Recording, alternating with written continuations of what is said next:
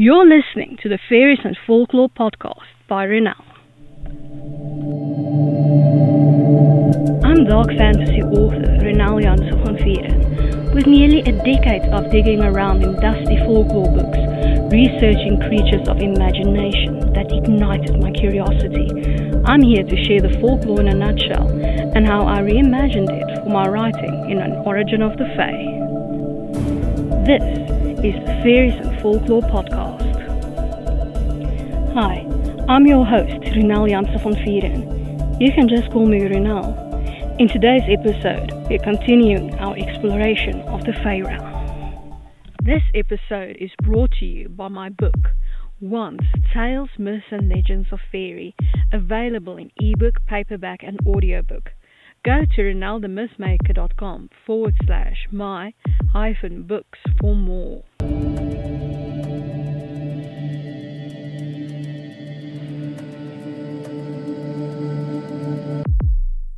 We are continuing our exploration of the power players of Faerie.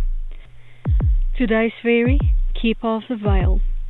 Folklore in a nutshell by Ronel. Someone in charge of keeping the living and the dead from occupying the same space, making sure everyone is where they should be, and commanding the creatures who keep souls in line, has long been the topic of folklore. The keeper's job is most difficult around Samhain, when the veil between worlds are at its thinnest. Some festivals at that time of year, such as the Day de los Muertos, is designed to lure souls to visit their living family. Other festivities, though, are designed to keep the souls away. Dressing up in costumes and keeping bonfires lit are believed to scare off wandering souls. In some cultures, the other world kept from the land of the living with the veil was also guarded by dogs, most famously Cerberus, the three-headed dog of Hades. There is a belief in some circles that the veil is a metaphor for the boundary between the living and the dead, so much so that some call the veil a hedge, mist, or a gate. This, along with ancient beliefs of where the other world exists, confuses people.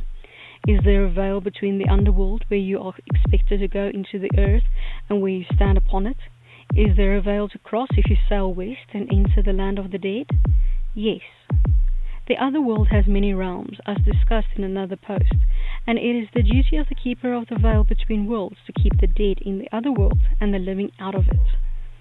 In Greek mythology, Charon is the ferryman who takes the dead across the river Styx, but he also took a couple of living there for a fee, Hercules, Odysseus and Theseus, to name a few, and they all returned from their adventure in the other world, alive. Which means that Keeper of the Veil has her own agenda, at which one can only guess. The Veil, though, has one job, and it does it well. And now for my interpretation of the Fae, in An Origin of the Fae, Keeper of the Veil. Mistress of the Veil, the gatekeeper, the ferryman. She is known by many names in many cultures. Her job is to keep the veil between the living and the dead intact, no matter their species.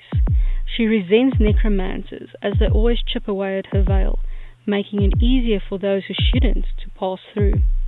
Grimms work for her and act as her protectors and companions. Though she is affiliated with death, she doesn't obey anyone and is ruled by none, though Anka believes she works for him. Her job also includes making sure that humans hold up their part of the compact by observing the rites of Samhain, Yule and other festivals. As a little bonus, let's look at the translation of Keeper or Mistress of the Veil into Afrikaans, Bewaarder van die sluier. This is of my own making. I hope that you've enjoyed this episode of the Faeries and Folklore podcast and that you've learned something new about Faerie. Remember that you can get a transcript of this episode in the description. If you're new to the podcast, why not go and grab your free copy of Unseen, the second book in the fairy tale series, on my website, ronelthemythmaker.com. Loads of folklore, magic and danger await. Take care.